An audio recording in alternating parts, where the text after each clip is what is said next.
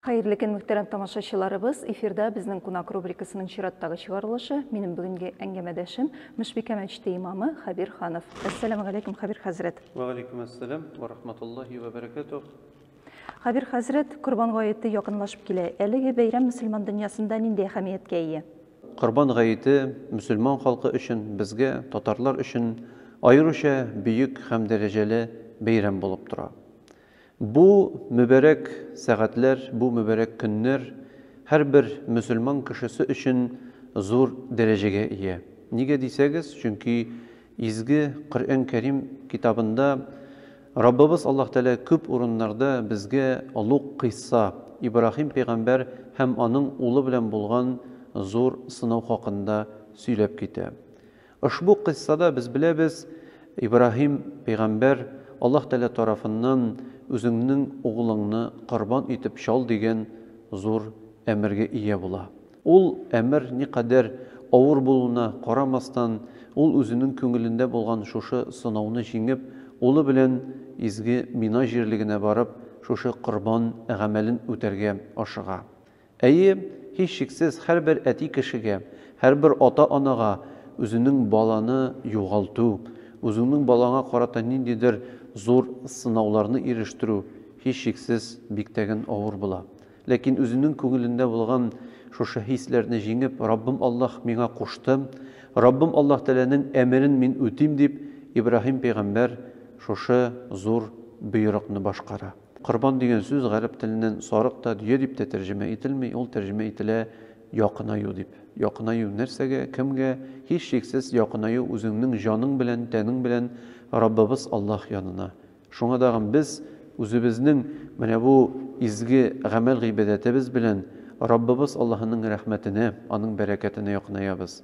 Bizning ailelerimiz, bizning yaqınlarımız, avullarımız, şehirlerimiz şu gamel ibadetini ne kadar köbrek kılalar, şu kadar köbrek Allah'ın büyük bereketine erişeler.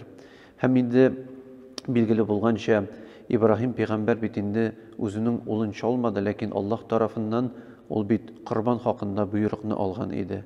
Şuna dağın özünün buyruğun ötesin dip Allah Teala'na icmaqtan sarık bir indi kurbanlıqni düşüre. İbrahim peygamber şoşı kurbanlıqni şalğaş, şoşı vaqttan birli birinci Yahud halkları, sonundan Müslüman halkları mingerlegen yıllar devrinde şoşı amel ibadetini kılalar. Hem bizning degeninde aziz abiler, babaylar 1000 yıldan artık birli şoşı amel ibadette özlerinin nesillerine bizge şoşı yana kilgen buğunlarga hem bizning kileşek buğunlarımızga bereket bulsun, baxit bulsun, saadet bulsun dip kurbanlarını şalganlar, şalalar hem hiç şeksiz kileşekte bizim balalar, onuklarımız dağın şalıp bu yılanı devam etirler dip şanıp kalabız. Хабир хәзрәт, әміне құрбан итеп нинди малларны шалырга ярый? Biz indi 3 türlü hayvanını şala alabız. Ol da bolsun birinciden halkımız arasında taralgan sarıklar. Sarıklarның indi yaşı kim degende 1 yaş bulsun. Indi yartı yıllık bulup, lakin 1 yaşlık kebek zor, krupный, iti köp, maylı, yaxşı sarık bulsa, ol vaqtda tıyılmay, yartı yıllıkны 7-8-9 aylıkında şalsak bula. Lakin ol zor bulurga tiyiş, bik motor, körkem, bir nindi şirsiz, bir nindi ağrısız, bir nindi gayipsiz sarık bulsa, bir nindi meşakkati yok. Bismillah, Rabbimiz Allah Teala'ga tapşırıp şalağız. İkinciden indi ol bizning sıyırlar.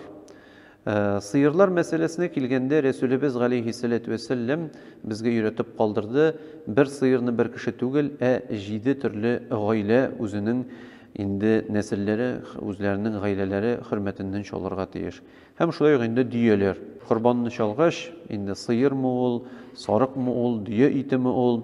Bu itini biz gadetteki şeyinde cemaat özümüzde saklamayız, indi taratabız. Çünkü dinimizin yolasına qarasak, anda itilgen 3 kisekke bölüp 3 türlü kişilerge biz onu taratırga teyişmiz.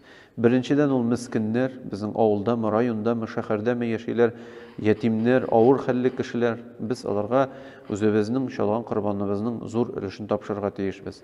İkinciden ol bizim tuğanlarımız. Hem kalgan üçüncü ülüş ул инде безгә үзебезгә кала һәм шушы өлештән без инде үзебезгә корбан ашы пешерәбез, туганнарыбызны чакырып, күршеләребезне чакырып, дусларыбызны чакырып, матур күркәм мәҗлес корабыз инде. Хәзрәт, быел Корбан гаете кайсы көнгә туры килә һәм ул ничә көн дәвам итә? Ул безнең булачак 9 июль көнне.